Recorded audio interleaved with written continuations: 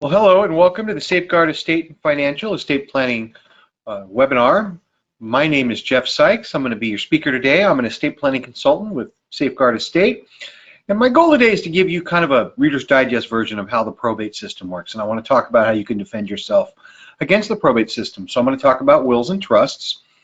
I'm going to give you kind of a nuts and bolts of how those things work and how you can properly protect your family and all the assets you've worked for your whole life. So we are Safeguard. We are an estate planning firm. We do estate planning. It's all we do. We're very good at it as a result. We have over 100 years of combined experience in our office. We've helped over 20,000 Arizona residents with custom tailored estate plans. Here's a look at our office in Scottsdale. We do have offices in Tucson and Oro Valley also, so we cover the whole Valley of the Sun. We are pretty robust. We've got large offices with a large staff, a whole attorney's office within the confines of our office. So speaking of attorneys, this is the part where I have to tell you that I'm not the attorney, so I'm not going to practice legal advice. However, if you do business with Safeguard, the attorney is Mark Hall, and he's been an estate planning attorney in Arizona for over 25 years. He specializes in estate planning. It's what he does.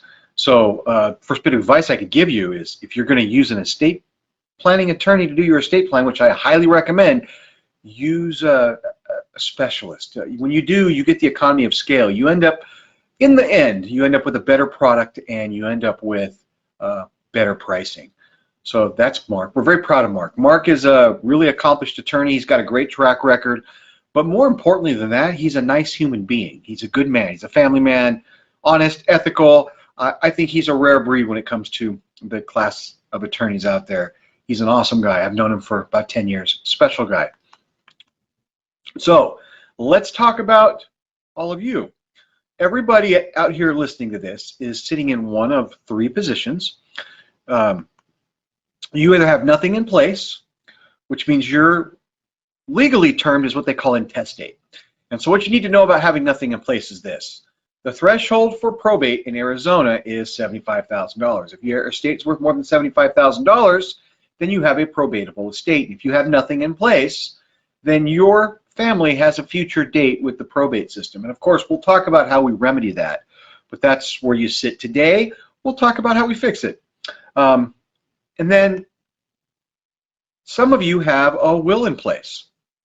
Now, if you have a will in place, it's in a much better position than having nothing in place. However, I'm going to talk a bit about wills as we go through this process. And what I want you to understand is where you stand when you have a will in place.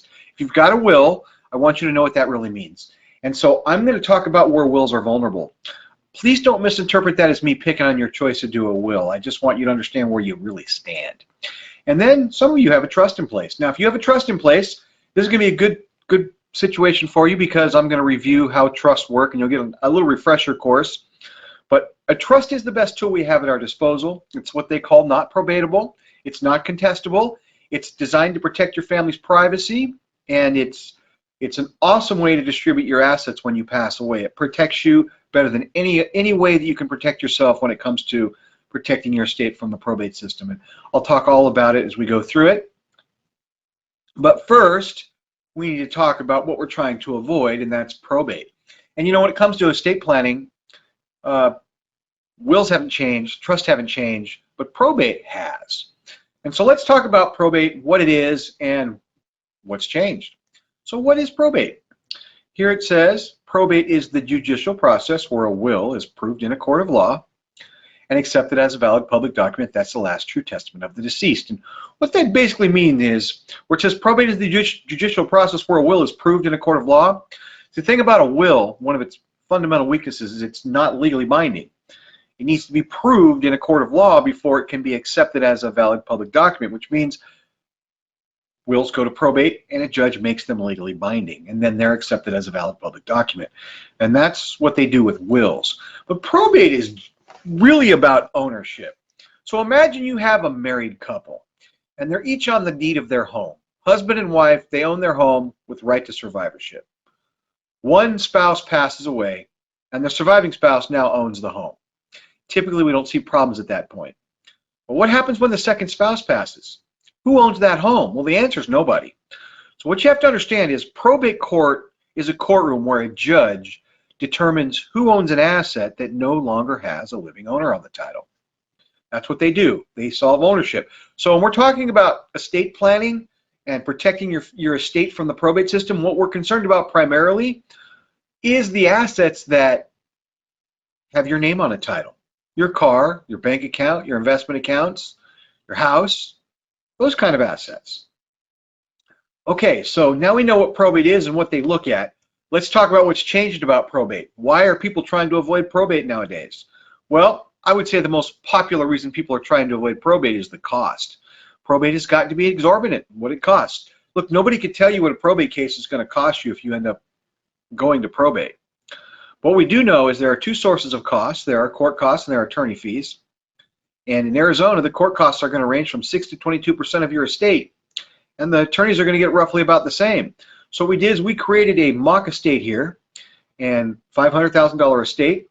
And we used 10% for the courts and 10% for the attorneys, which means that this case went to probate and it cost $100,000. The reason we use those numbers is because that is a conservative estimate.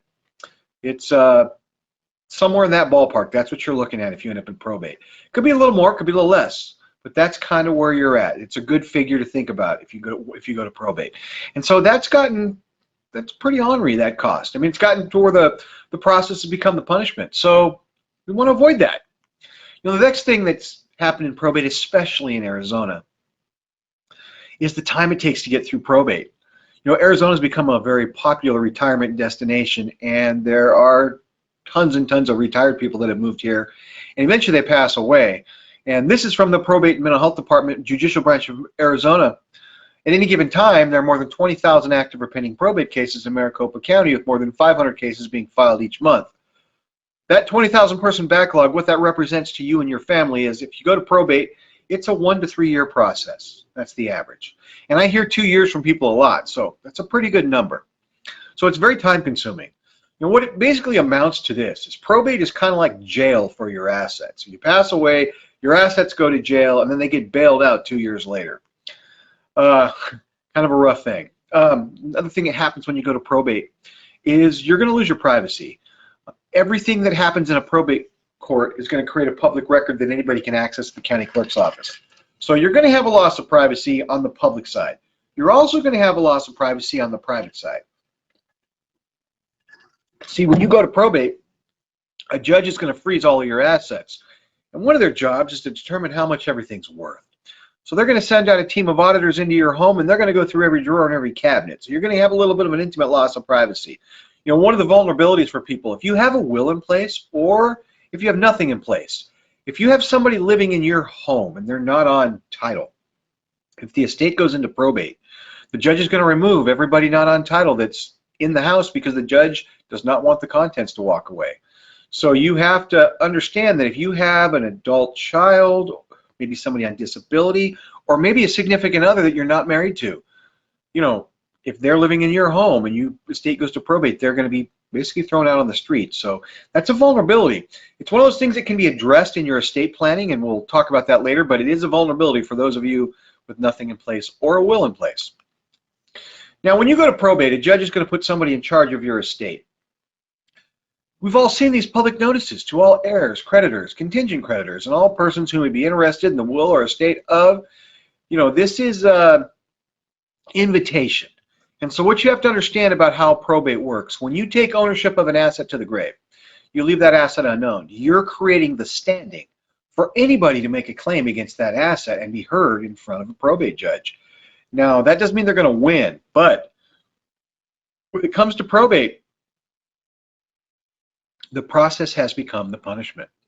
And so we want to avoid probate. So by taking ownership of your assets to the grave, you're creating the standing for anybody to get your estate into probate.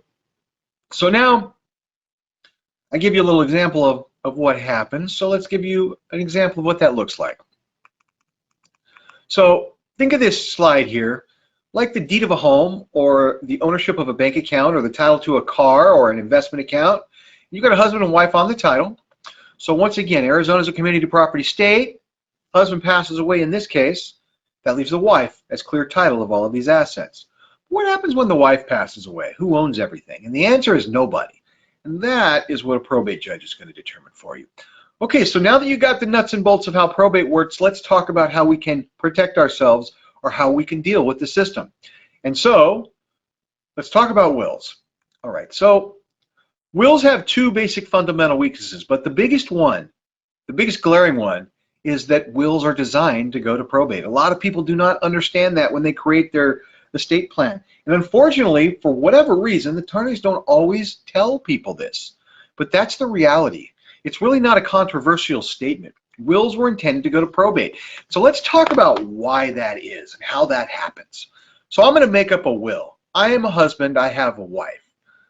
If I pass away, I want my wife to get everything. And if she doesn't survive me, I want everything to go equally to my 3 kids. And then I need one of the kids to be the executor and the other 2 to be the backup executors. So I pass away, my executor goes and grabs my will, and the first thing they're going to need to do is get my death certificate. So theoretically, my will and my death certificate should provide a means to have all the assets transferred to my beneficiaries listed in the will, right? Well, here's the problem. Remember earlier where it said that probate is a courtroom where a will is proved in a court of law, then it can be accepted as a valid public document. Well, this is where this comes in to bite you. Your assets with your name on the title, all of those assets have to be transferred through various institutions. So your money's got to come out of your bank. Your car's got to go through the Arizona Department of Transportation. Your house has to go through a title company, an escrow company, county clerk's office. Your investments have to come out of your investment house. When you create a will and you leave that behind, what you're expecting these institutions to do is make large transactions based on the language of a document that's not legally binding. You're basically throwing all of the liability into their laps. And they're not going to do that. They're going to tell your executor they need to notify probate and have that will proved in a court of law so then they can react to the language that's legally binding. So if your executor grabs your will and goes into the bank, they're not going to do transactions based on a document that's not legally binding. Your escrow company, your title company, and the county clerk's office is not going to transfer a house based on a non-legally binding document. And so that's why you get the 70% figure of wills ending up in the probate court. The will has to go into probate, have the judge make it legally binding, and then those institutions can react to it without basically taking on all the liability. And so that's why wills are so much probatable. That's why they end up there. Now, about 30% of them don't, and most of those are going to fall under the small state exemption and have the under $75,000 application applied, and they don't have to go to probate. So there's your probate. And so now that's the first fundamental weakness. Now the second fundamental weakness of a will is it doesn't own anything. So alongside that will, you have a house and a car and a bank account and an investment account with no living owner on the title. Well, what gives somebody the ability to make a claim against your estate and drag it into probate? The ability to make a claim against those unowned assets. So your will is not only probatable, but it's contestable. Anybody can contest it, disagree with it, claim that you owe them something and be heard in front of a probate judge. Well, since probate has become the punishment, and we're looking to avoid probate, a will is really not the best tool to settle your estate if you're trying to avoid the probate system. Now, you have to make some considerations when you set up a will. There's things that are going to tip your decision making one way or the other. And one of the first things that we look at right off the bat, we look at the size of the estate. Because here's the reality.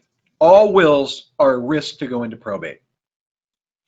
The larger your estate is, the larger the number, the larger the money that the court system and the attorneys are going to take from your estate. And at some point, the larger your estate, the risk just becomes unpalatable. And then you want to upgrade and find a tool that's going to keep you out of the probate system. And then you start looking at a trust. Another thing we look at is the dynamic of the estate. So you have to understand that when you put together a will, one of the limitations to it is it's a state-based document. So when you create a will in Arizona, for example, that will can only reach the borders of the state of Arizona. It can't reach beyond the borders of the state of Arizona. And here's the limitations of that. If you own assets in multiple states, say you own a home in Arizona and you own a home in another state, maybe you're doing the snowbird thing, or maybe you have a rental property. Well, if you have a will in place, you cannot protect assets or your will can't have anything to say about assets outside the state of Arizona. So if your estate is made up that way, a will is just flat out an inadequate tool, which means your family will probably end up in probate in multiple states. Now, that limitation also means if you move out of Arizona, your will won't follow you. It's only valid in Arizona, which means you'll have to start over with a new estate plan when you go to the new state. So if you're one of these people that, when my husband passes away, I'm going to go be next to my daughter in another state so I can be next to my grandkids, which is something a lot of people do. But if that's you, maybe a will's not your best choice because you're going to basically be starting over when you move. So you have to think about those kind of things. How are you going to distribute your assets? There's a lot of different ways you can distribute your assets. And what you have to understand is how the distribution is perceived by your beneficiaries matters, because they're the ones that are going to decide who's going to contest and who's not going to contest. So I'm going to give you 3 examples. Husband and wife, they have 3 kids. We're going to give all 3 kids an equal share, 1/3 each. And we're going to need one of the kids to be the executor and the other 2 to be the backups. If you set up your will that way, that's probably the most amicable way to do it. Now, it doesn't guarantee that nobody's going to contest or people won't fight, but that's usually the most amicable way to do that. What if you have that same family and of the 3 kids, one of them you haven't seen in 20 years, don't know where they're at, the relationship broke down, and there really isn't a relationship there anymore. So you decide, hey, I'm going to give 50-50 to my other 2 kids, and I'm going to leave that one out. Well, if you do that, just understand, if that one you leave out comes out of the woodwork when you pass away, there is no language you can put in a will to stop them from dragging the rest of your family through probate. So if you have a distribution that you're going to be putting together that way, maybe you might want to think about a trust. Or maybe you got something going on like this. You have the husband and the wife, and you got the 3 kids. Let's say 2 of them are older, 10 years older, 2 boys, and then you have a daughter that's 10 years younger. So the 2 boys grow up, move out of the house, have families of their own, and then 10 years later, the daughter moves out of the house, gets married, and the husband and wife say, you know what? Let's help our daughter and her new husband with the down payment on a home. Things have gotten very expensive. If we don't help them now, we can afford to do this today. They may never, ever be able to afford to buy a house. So they help the daughter and the new husband get into a home. And then 5 years later, they set up their will and they decide, we weren't able to help our son like we were our daughter. So we're going to give our boys a higher percentage of the estate when we pass away. And then 30 years goes by, and the executor reads the will to the family, and the daughter is beside herself. She cannot believe that her family, her parents, are giving her less than her brothers. And she doesn't want to hear about a down payment from 30 years ago. There's nothing in a will to stop that daughter from dragging the rest of the family through probate if she's upset enough. So you have to make considerations on all these things. There are certain family dynamics that we look at that are just gigantic red flags. Remember the Brady Bunch? Husband and wife, they get married. They all had 3 kids of their own. Remember that? Blended families. Very common today in America. However, the unfortunate reality is when the husband and wife pass away in this scenario, it is not a far jump for this happy family to turn into 2 warring tribes vying for the family assets. If you've got a blended family, I might think twice about doing a will, because it could get quite messy very quickly. And in your family conflicts, you know your family better than anybody else. And so you have to make decisions based upon the way they get along, how they function together. Here's the reality. Some of you know better. There are some families that are just not suited for a will. You could take a look at how they behave, and you can see the probate case coming from 10 years away. My grandparents, on my father's side of the family, they had a will. That family is one of those families that, the type, there's always somebody not speaking to somebody for some petty reason. There's always that kind of garbage going on in the family. It's always over ridiculous things. You shake your head.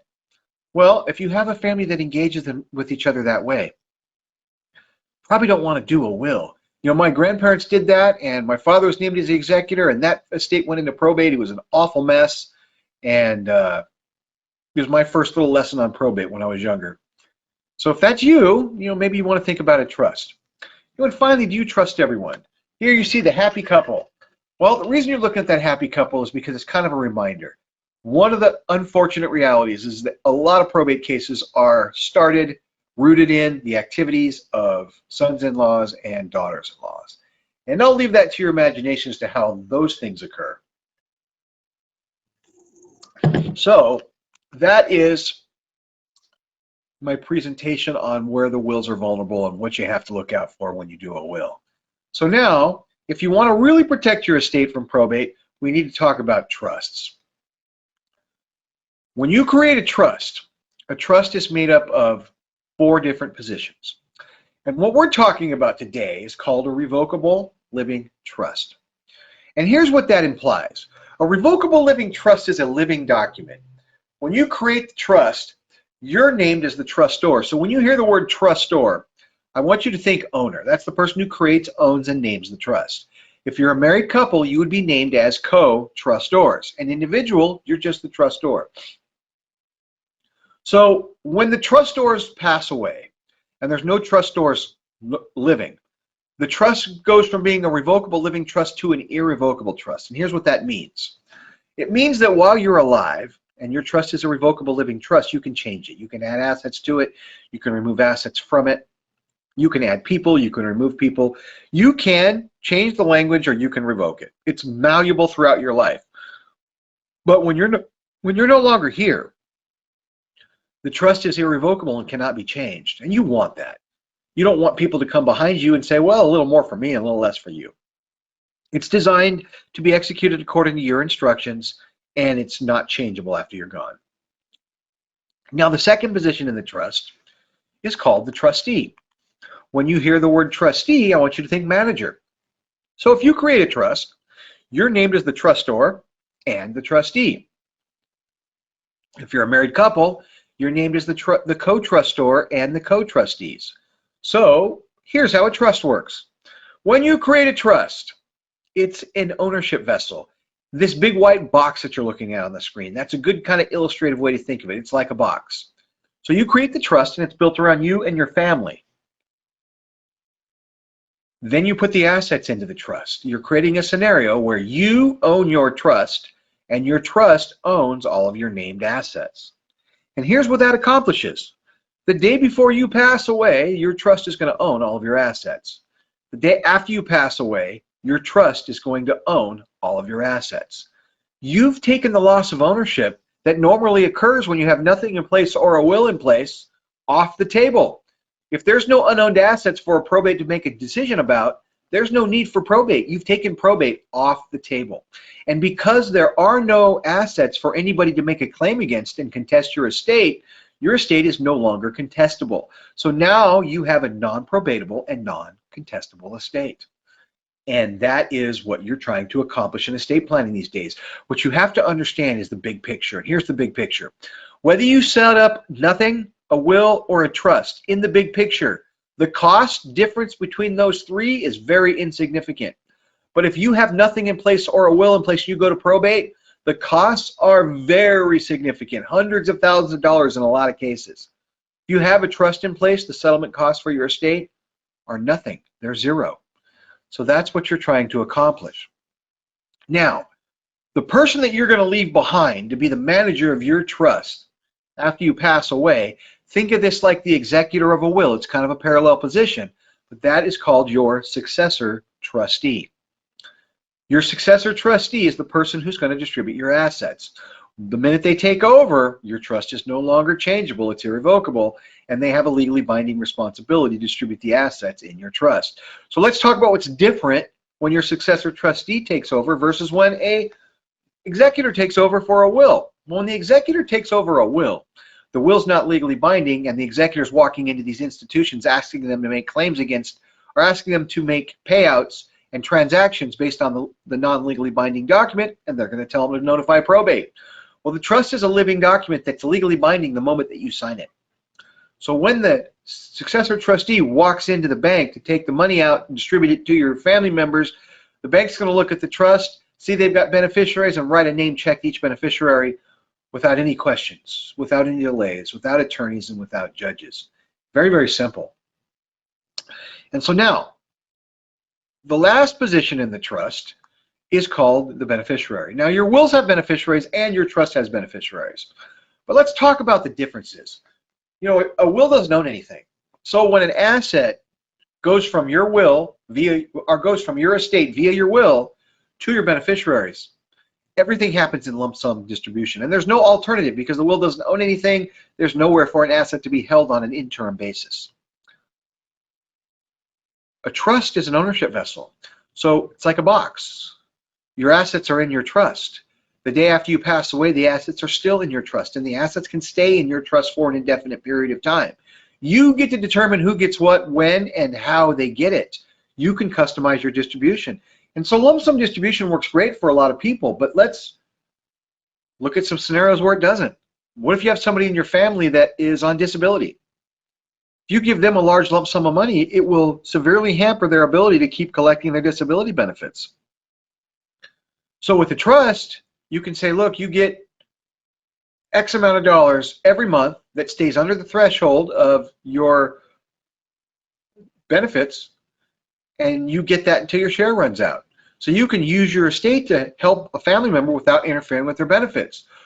What if you have somebody in your family that's just irresponsible? My 50-year-old son, I love him to death, but if I give him a bunch of money, he's going to take half of my estate, he's going to buy a boat and throw a party and blow through my life savings in about 6 months. Well, you know, you don't want that to happen. Nobody wants that to happen. So you can say, all right, when I pass away, you get X amount of dollars.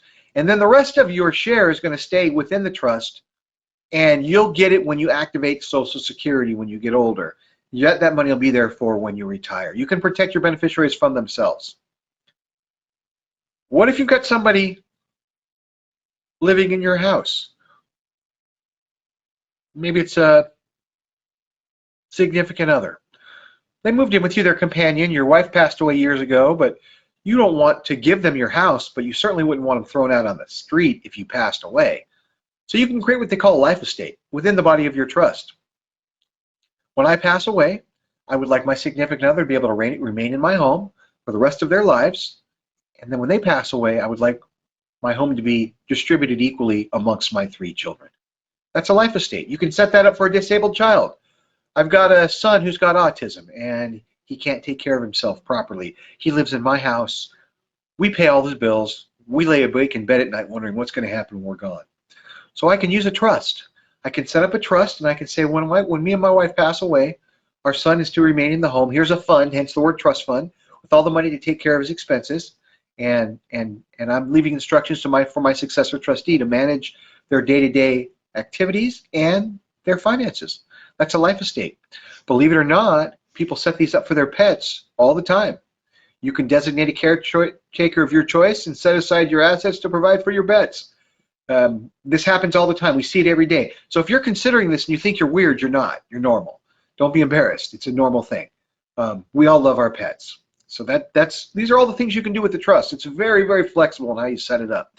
So let's take a look at what it looks like to set up a trust. So we're back to John Smith and Jane Smith. They own their house, their car, their bank accounts, and they want to create a trust. And so let's talk about what it looks like to create a trust. So when we create a trust is built around you and your family. You cannot put an asset into a trust until you create the trust. So the first step, we have to gather some basic information. Who are John Smith and Jane Smith? What are their names, address, phone number, birthday, date of their marriage, where were they born? Names of all the kids. We have to list all of the kids. Their name, address, phone number, and birthday. You have to list your kids. Once you list your kids and acknowledge their existence, you get to choose at that point whether to make them a beneficiary or not make them a beneficiary. If you list all of your kids, you could leave all your money to the mailman and nobody could say anything about it. Nobody can contest it. That's the way it goes. So then who are the beneficiaries? What do we give each beneficiary? What are the stipulations? Who's the successor trustee? Every position in your trust is built with redundancy in mind. So this is my successor trustee. If this person does not survive me, I would like this person to do it. And if this person doesn't survive me, I would like this person to do it. We like to go 3 deep. This trust is designed to last you the rest of your life. It's designed to last you years beyond your life. You can set this thing up to be multi-generational. So we want to put the positions in place with lots of redundancy. So heaven forbid your successor trustee passes away, you've already got the next one lined up and you don't need to make any changes.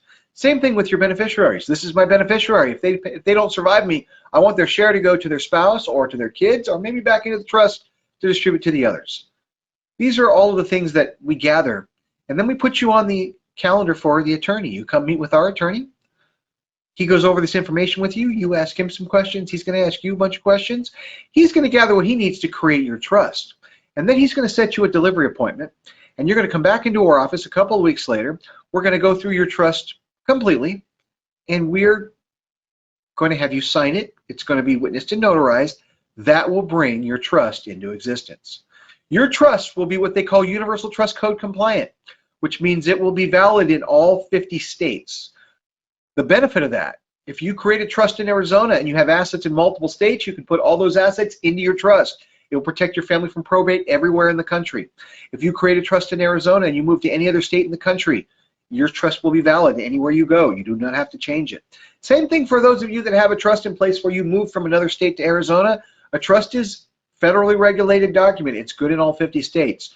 Unfortunately, there are a lot of unscrupulous actors out there that will tell you that you need to change your trust. Not true. Your trust is valid in all 50 states.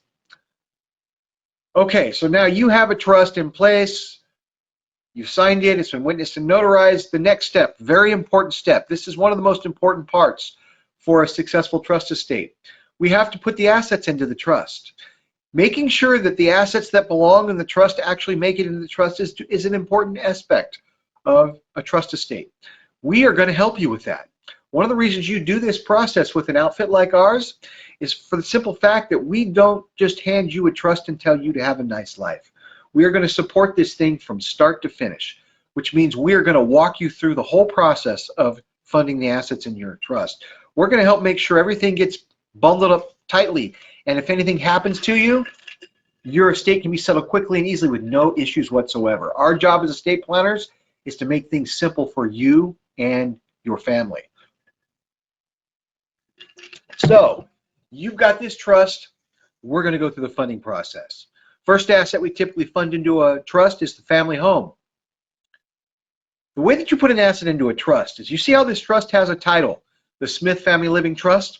Well, the date that you sign your trust, if you sign this trust today, it will be the Smith Family Living Trust, dated July 19th, 2023. That is the title of this trust. We take the title of the trust, we put it right on the deed of your home. We take your names off, we put the trust on the title, we file that with the county.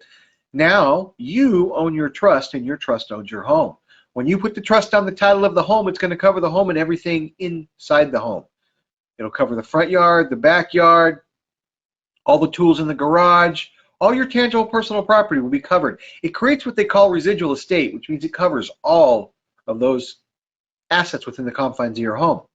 Once we do the home, we go through your bank accounts and your investment accounts and all the other assets, and we help you with the process of putting those assets into your trust. Cars are one of the easiest things we deal with. First of all, believe it or not, Arizona Department of Transportation is one of the most cooperative agencies when it comes to selling your estate. So how we handle cars is we have some beneficiary forms from Arizona Department of Transportation. We name your trust as the beneficiary of your vehicle. You will sign that, we will witness and notarize it, you will put that in the front of your trust, and you don't have to file it, just leave it there. If anything happens to you, your successor trustee will take that document and your death certificate and your trust into ADOT, and they will transfer that vehicle wherever the trust says. Simple and easy. If you sell that car, you take that sheet out and throw it away, and you fill out another one for the new car when you purchase it. It's very, very simple. Okay, so we're going to go through the whole process. We're going to get your trust all funded properly, and then it's time to take your trust home and live with the trust. So let's talk about what that looks like. Well, first of all, when you sign your trust, you're going to sign 2 copies. You have to understand that when you settle a trust, you cannot transact upon a trust based on a photocopy. You need a wet signature copy, so we're going to have you create 2. That way, if your house burns down, you have a spare copy. So you're going to take your copy home and you're going to put it in a safe place, and you're going to tell your successor trustee where it's at. We're going to generate a letter for your successor trustee. I'm going to paraphrase. You've been named successor trustee to the following living trust. With it comes certain responsibilities. It'll have our contact information. They can call us, and we can kind of prepare them for what lies ahead for them in the future. Of course, we can't share any information about the particulars in your trust because we have to protect your privacy. A trust is a private family document. You're not required to show it to anybody. In fact, I recommend to most people that you don't show it to anybody. You start showing it to a bunch of people, you open yourself up to being pestered when you're still alive. Life is too short for that. The other spare trust is going to stay in the attorney's office. If your house burns down, you will have a spare trust in place. So now you're home, you've told your successor trustee where your trust is, it's sitting in a safe place, and now you live your life like you always have. One of the blessings of a trust is you'll be able to do exactly that. You will remain in control of your assets completely. Your trust is going to be sitting on the title of your bank account. You own your trust owns that bank account. That doesn't mean you can't walk into your bank and add money to the account or take money out of the account. You can do that whenever you want. You don't have to ask permission from anybody. The account will go up and down in value, but the language in the trust will not change. You can do that like you always have. You can even walk in the bank and close the account. If you walk into your bank and you close the account, that account ceases to exist. An account that ceases to exist is no longer attached to your trust. You don't have to change the trust. Just that account no longer exists as far as an asset goes in your trust. Well, let's play that out. You walk into your bank and you close the account. That account doesn't exist. They hand you a cashier's check. You take that cashier's check into a new bank and you hand it to the bank teller and you say, I'd like to open an account. They open the account in your name. If you get hit by a bus 2 weeks later, who owns that account? Well, the answer is nobody. You just created a probatable asset. So here's what you got to do different. When you walk into that bank and you hand them that cashier's check, you bring your trust book with you and you tell them you'd like to open an account, but you'd like to open the account in the name of your trust. They will open the account in the name of your trust. That account now becomes part of your trust. That's how easy for an asset to be pulled out of your trust and put into your trust. And you can do that autonomously. Now, here's the thing. If you need help, if you have confusion, if you don't quite understand what you're doing, if you need reassurance, we provide ongoing funding services for you. You need help, you call us. We will tell you exactly what you need to do or what you haven't done, and we will help you with that. We are estate planners. We want things to go smoothly for you and your family. And one of the most important aspects of that is to make sure that the assets that belong in the trust are actually in the trust when the time comes. So we'll help you with that. Let's talk about your house. If you want to sell your house, you have the authority to do that. You sell it, it goes to a new owner. House is no longer attached to your trust. If you are to buy a new house, when you make an offer, they're going to accept, and then you're going to have a stack of documents to sign and initial in a million different places. You introduce your trust into that early purchase process. When the house clears escrow, the trust will go on the title and that home will now be part of your estate. It's really that simple. But like I said, if you need help, give us a call. We'll help you. So now that you have a trust in place and it's been funded properly, let's talk about what it looks like to settle the trust. So John Smith passes away. That leaves Jane Smith in charge of the trust. The most common way that we create a trust is called a disclaimer trust. And here's a disclaimer trust. I'm John Smith. I have a wife named Jane Smith. If I pass away, Jane's in charge. And what does that mean? Well, what it means is this. If she wants to sell an asset, she can sell an asset. If she wants to sell everything and travel the world with the pool guy, she can do that. If one of the kids makes her mad, she can write him out of the estate. And of course, that power goes vice versa to John Smith. He has those same powers. That's the most common kind of trust. It's a very nice way to do it because it leaves your surviving spouse with no restrictions. Their hand is untied. If they have a health emergency, they can sell an asset. They can operate freely and clearly. And then when they pass away, the estate can be distributed to the family by the successor trustee. But maybe a disclaimer trust is not ideal. What if you're the Brady Bunch and John Smith is afraid Jane Smith is going to write his kids out of the estate? And vice versa. Jane Smith's afraid John Smith might write her kids out of the estate. So you can create what they call an AB trust. Here's an AB trust. John Smith is A, Jane Smith is B. So John Smith passes away, his side of the trust becomes irrevocable. Can't be changed. So now imagine this trust sitting on the title of the home. Jane Smith can live in the house, do whatever she normally does. But if she sells the house, half will go to her and half will go to John Smith's beneficiaries. That's an AB trust. That works well if John Smith was 85 and Jane Smith was 22. You'd probably want to have an AB trust for obvious reasons. So we're gonna say everything's fine. 5 more years goes by. Jane Smith passes away. This trust just officially became irrevocable, and now the successor trustee comes in to be the manager of the trust and settle the estate. So let's talk about what that looks like. So the first step in selling the estate, if your trust was created by Safeguard, your successor trustee is going to open up the book, and right on the inside cover it says, if you're the successor trustee in the process of distributing assets from this living trust, please notify Safeguard. See, the reason we do that is because we're going to help them settle the estate, and the reason why we're going to help them, it's not because it's hard. Your successor trustee doesn't need to be Phi Beta Kappa. They don't need to be an attorney. They don't need to be a lawyer. An accountant. They need to have a little common sense and hopefully some loyalty to you. The biggest obstacle is they've never done this before. And they're going to open up that book and go, this is great, but what the heck do I do with this? So we're going to walk them step by step through the process. They'll call us, we'll bring them into the office, we'll sit down with them, and we'll calmly explain to them everything you need to do. We'll prioritize everything. We'll make it very, very simple. And then they'll go through the process of distributing the assets. So let's talk about what that looks like. So it's husband, wife, they've got a trust. They've named their 3 kids to be equal beneficiaries. They've named one of them to be the successor trustee and the other 2 to be the backups. So the kids talk amongst themselves and they decide they don't want to keep the house. They want to split the equity. So your successor trustee would basically put the house up for sale. They'd have permission to do that. It's granted in the trust. House would go for sale. Somebody would buy it. House would go to a new owner, go through escrow, and then the escrow company would issue a check for the equity. What do you think that check's made out to? If you guess the trust, you're right. It's made out to the trust. That check then gets deposited into a bank account that's also in the name of the trust. That bank is then going to look at the trust and say, oh, I've got 3 beneficiaries, and write a check to each named beneficiary. Your successor trustee is going to simply hand out those checks, and that part's done. That's how easy it is to settle a trust. So much better than the probate system. And that's what a trust does. And the reason it's allowed to happen is it goes back to the beginning. With the living trust in place, there's no lapse in ownership. Day before you pass away, your trust owns your assets. The day after you pass away, the trust owns your assets. And that's how it works. And so everything that I've talked about up to this point, we call those your death benefits. What does probate do when you pass away? How does a will affect you when you pass away? And how does a trust work for you? Very important aspect of your estate planning needs. We also have to talk about what we call your living benefits. I think they're just as important, maybe even more important than your death benefits. Here's a question for you. When does a will take effect? Well, a will doesn't have any value when you're alive. It takes effect when you pass away.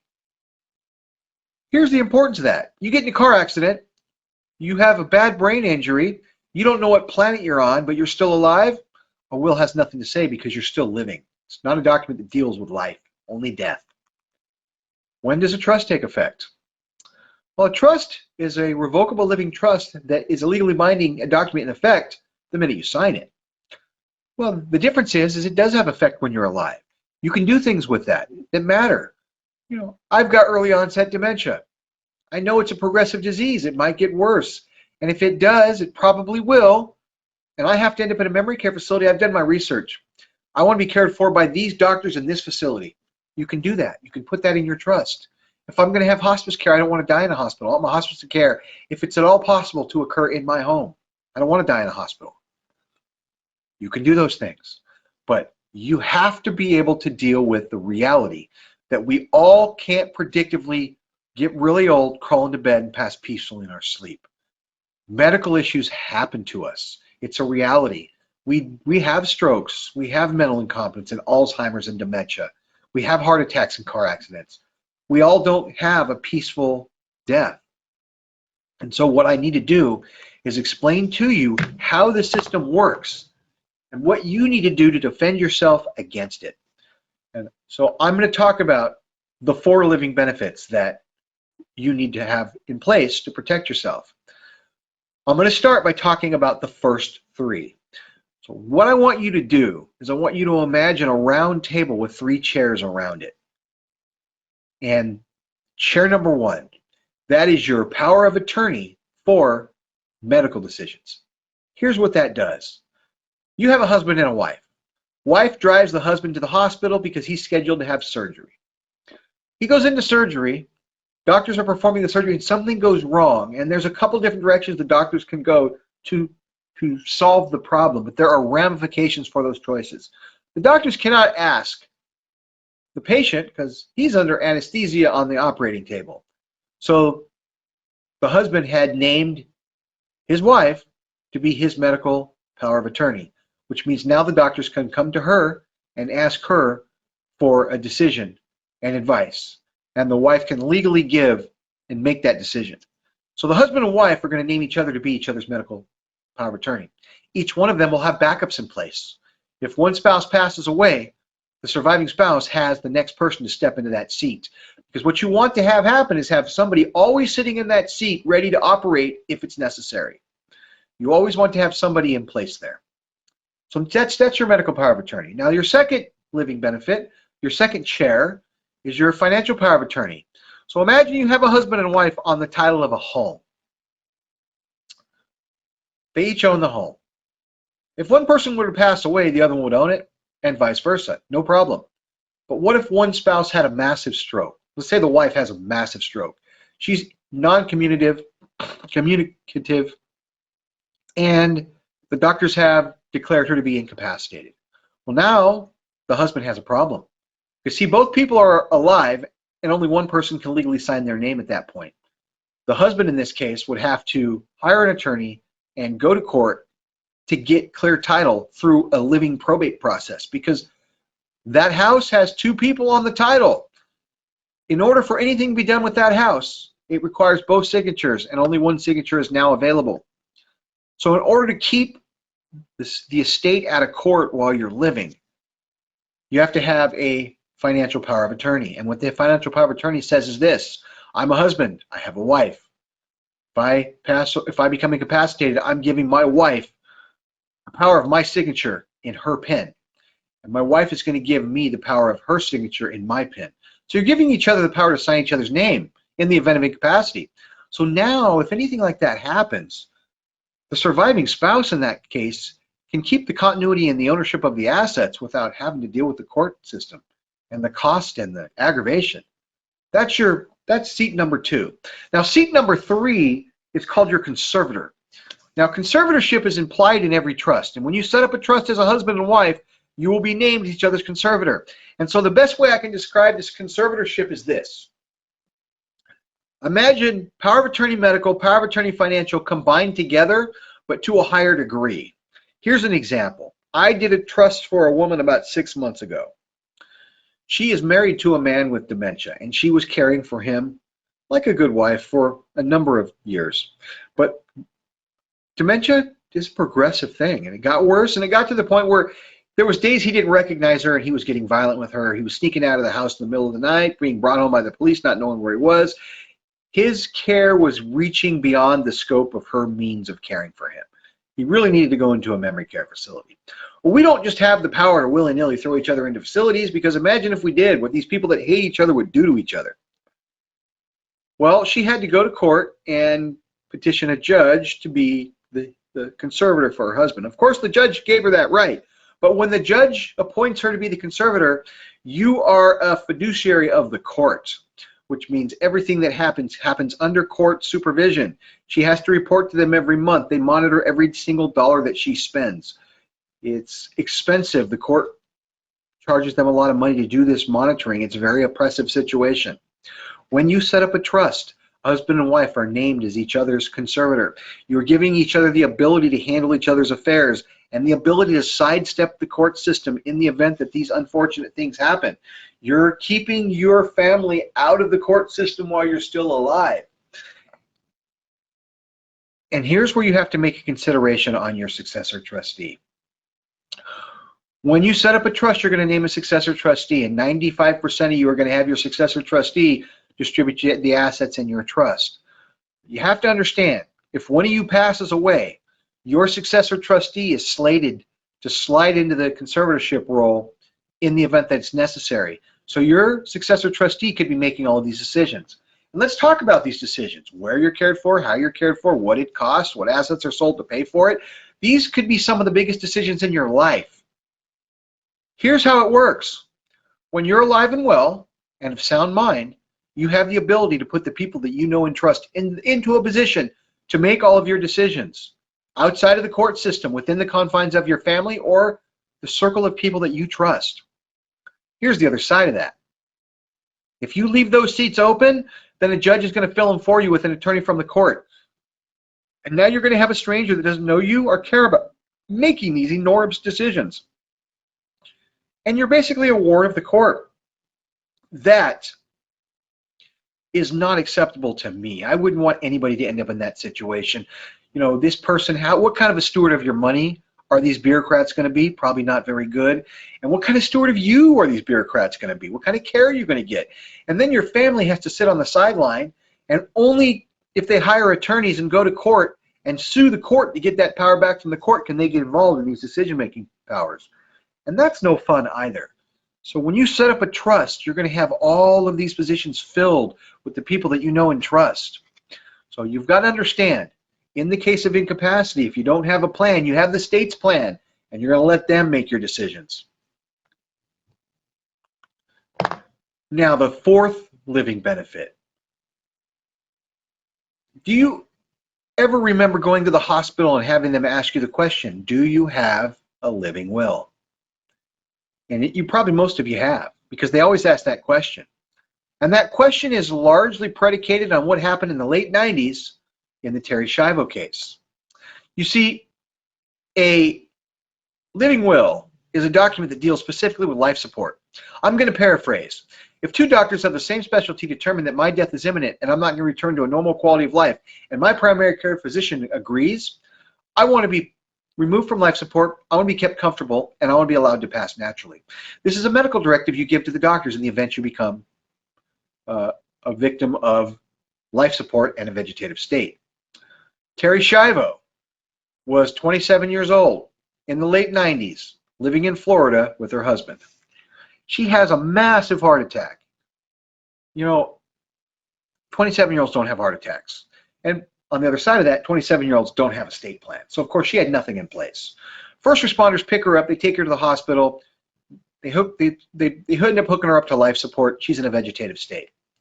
When a lot of you go to the hospital, you know, your spouse or somebody will drive you.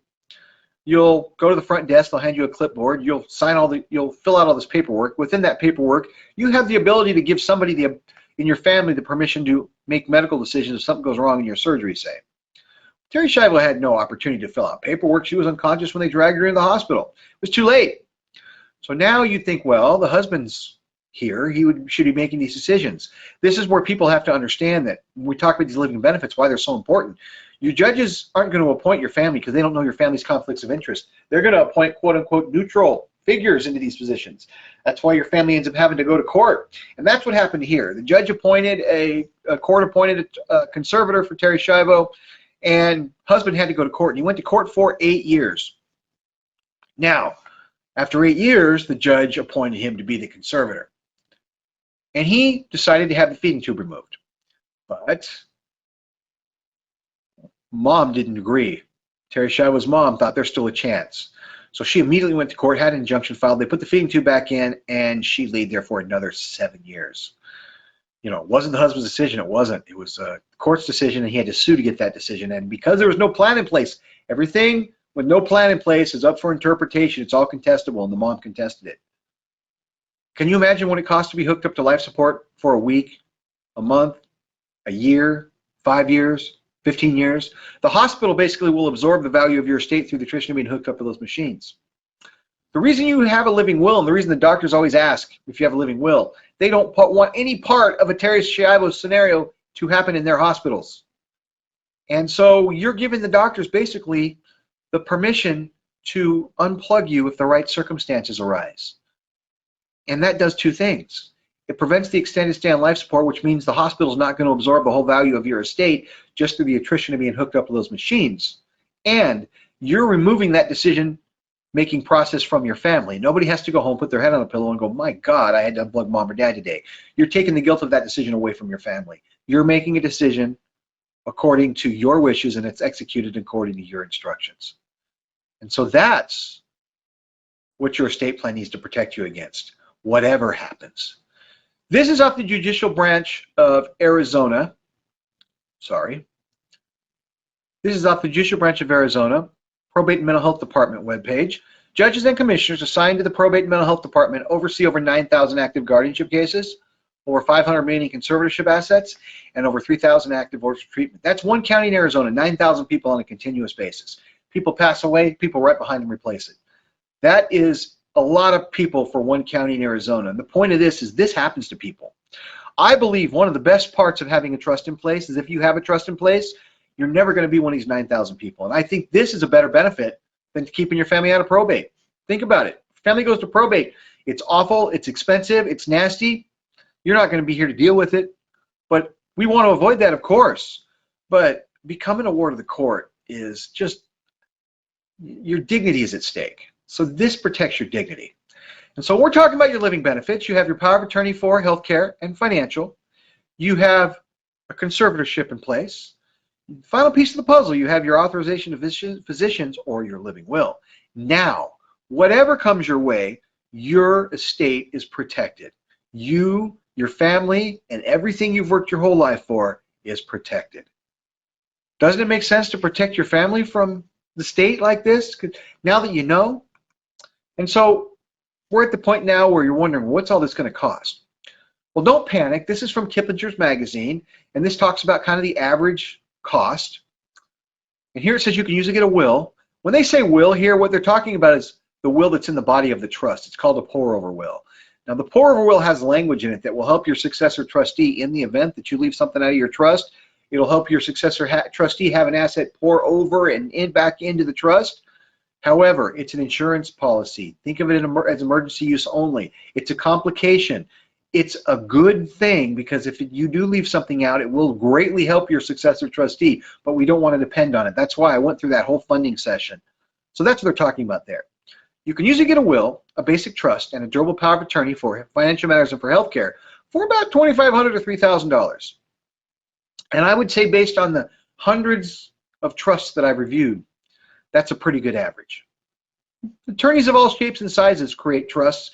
You go to an attorney that doesn't specialize in estate planning like Mark does, you end up paying more because you pay them $400 an hour for however long it takes, and they don't do it every day, so it's not as efficient. So if you walk into our attorney's office, his regular price is $19.95. For those of you that have attended the webinar today, I'd like to extend a really good offer to you, and that is $9.95.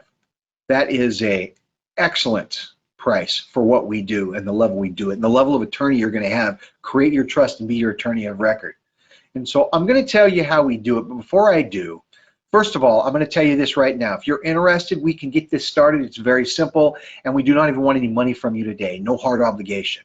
But before that, I want to talk about what's included. We don't do surprises. We're never going to surprise you with a fee. We're very upfront. We are a do unto others type of people. We would not expect you to tolerate, oh, by the way, you'll know what it's going to cost up front with no surprises. And so the $9.95 includes the trust itself, which means it includes the attorney's fees and the attorney consultation. Those are not extra. That's part of this. Inside the body of every trust is a certificate of trust, and that is about a 5-page document. It's got all the relevant information that a financial institution needs to retitle an asset into the name of your trust without any of the personal stuff. If you've got a stock account in another state, you mail them a copy of your certificate of trust, and they use that to retitle that asset into the name of your trust. Now here it says pet trust, but any of those special needs provisions or any of those clauses or any of those things, guardianship, all that's included. If you have those issues, we can fix that up in your trust, and it doesn't add any cost. The pour-over will that I just talked about is included. The doctors need to get past the Privacy Act to speak to your healthcare power of attorney and tell them what's wrong with you so you can make the decisions. We put a waiver in place for that to happen. That's your HIPAA. Financial power of attorney, healthcare power of attorney, and living will, those living benefits are all included. We're going to help you fund your trust from start to finish. We'll do it on an ongoing basis. You can call us anytime. There's never any fees for that. We're going to help your successor trustee settle the estate from start to finish. Again, no fees for that. It doesn't cost them anything. We'll be happy to help them. Again, I still think that might be one of our best things that we do. And then as a final touch, we create these little emergency contact cards. It's got our name and number on the front. It's got all your power of attorney information, contact information on the back. You keep that in your purse or your wallet. It's a convenient way for the hospital administration to get the right people to the hospital in a timely fashion. Now, that's everything that's included. Let me tell you what's not included so there's no surprises. All of your assets are going to go in and out of your trust. It's never going to cost you anything, and we'll help you with it. No cost, except for your home. We have to recreate your deed, put the trust on the title, file it with the county, pay the fees so that you own your home and you own your trust, and then your trust owns your home. If we do that for you, it's $125 for an Arizona deed. We can do some out-of-state deeds. However, the cost is different for every state. So I want you to understand that I can't give you an exact price. I'm going to give you an average. They average about $200 for an out-of-state deed. If you have an LLC with, say, a rental property in it, you can assign the LLC to the trust free of cost. You don't have to do a deed. You can do it yourself. If you want to file a deed, you can file it yourself. You can do a quick claim form. If you're comfortable with that kind of paperwork and you can do it, maybe you're in real estate, well, by all means. Probably going to spend $50, $75 filing it with the county. But here's the thing, if you're not comfortable with that paperwork, let us do it. It's worth it, because you're always going to wonder if you did it right. You're going to lay awake in bed and go, is that right? Because it needs to be right. So that's the only thing that's extra. There will never be anything else. No, oh, by the ways, no monthly extras, no maintenance fees or anything like that. So a little bit about us. We have a reputation that is stellar. We're very proud of our reputation. We work very, very hard for it. You can go to Google, you can go to Yelp, you can go to Better Business Bureau. Listen to this. We discussed setting up a trust for about 10 years. Our state is not considered on the large side, but didn't want probate to eat up our assets. We received a mailer for a presentation and dinner to discuss the trust. The two words that continue to resonate throughout the entire process is honest and direct. The process was so much easier than expected. From the dinner presentation, dinner was tasty, to the first in-person meeting, the process was seamless. We asked a million questions, and all were answered. You are walked through each step, not in one meeting, but several. Homework between meetings to make sure all assets are discussed. Details like what a DNR really means and what the kinds of financial assets can be added to the trust was a real eye-opener. And lastly, the cost was so much less than expected, which is certainly a plus. We 100% recommend Safeguard Estate Financial. We are an A+ at the Better Business Bureau. There is lots of reviews of the Better Business Bureau. Look, all I can tell you about a reputation like ours is it's very difficult. You have to be good at what you do, because here's the reality that we all live with. If you have a business and you do a really good job, most people are going to go on their way happy that you did what you promised. But if you do a bad job, there's going to be no shortage of people that are going to go online and tell the world what a bad job you did. Well, look us up. A lot of people have a lot of really nice things to say about us. We are very good at what we do. So let's talk about how we do this. So if you're interested, we'd love to earn your business. If you give us 1% of your confidence, we will earn the other 99. And don't you think it's a great plan to protect your family, your family, and everything you work for the rest of your life? If you're interested, we'd love to earn your business, and here's how we do it. If you look at the bottom of this page, http:// safeguardyourestate.com/form. If you jot that into a web browser, it's going to bring up a form that's going to have basically questionnaire, all the information the attorney needs to create your trust. You don't need to know it all right now. But I'll tell you what, it's a good exercise to go through the process. If you know the answer, write it down or fill it out, enter it. If you don't, leave it blank. That's okay. Submit that form, and that'll give me a way to get in touch with you. I will reach out to you over the phone. In fact, I'm going to give you my number now. My number is 480-382-2018. Once again, 480-382-2018. My name is Jeff Sykes.